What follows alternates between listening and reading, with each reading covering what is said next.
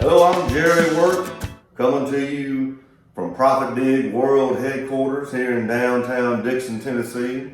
I'm here talking to my good friend and partner in ProfitDig, Jeff Spencer. Jeff, how you doing? Good, Jerry. How you doing? Man, if I was any better, it'd be illegal. All right, so Jeff, here's what I want to know today.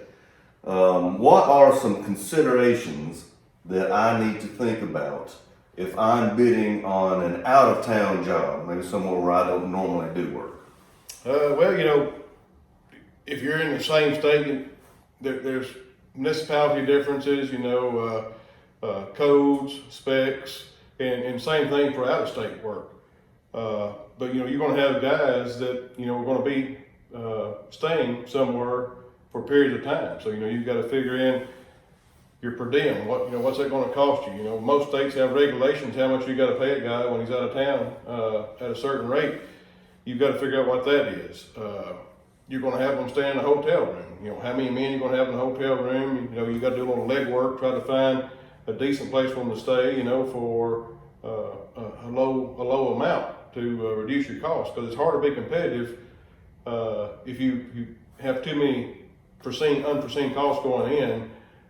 Could knock you out of the ball game.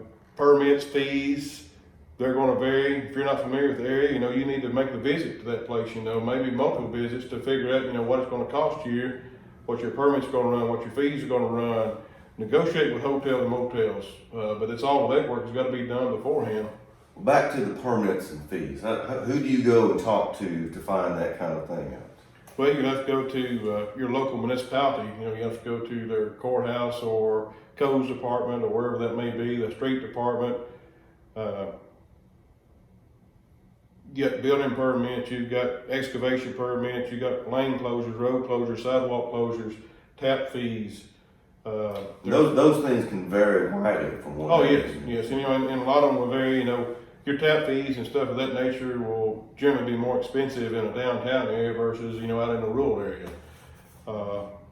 It's just going to be different, depending on what geological area you're in for that particular project. Hotels, that kind of thing.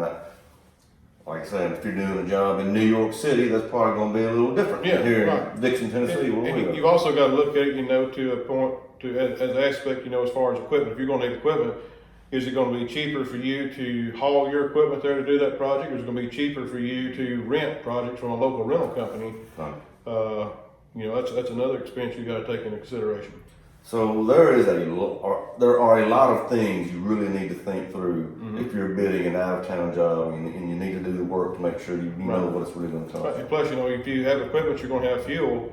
Your fuel may be at a higher rate at this particular area you're going to versus what you're used to or accustomed to paying where you're working at currently. That's a good point.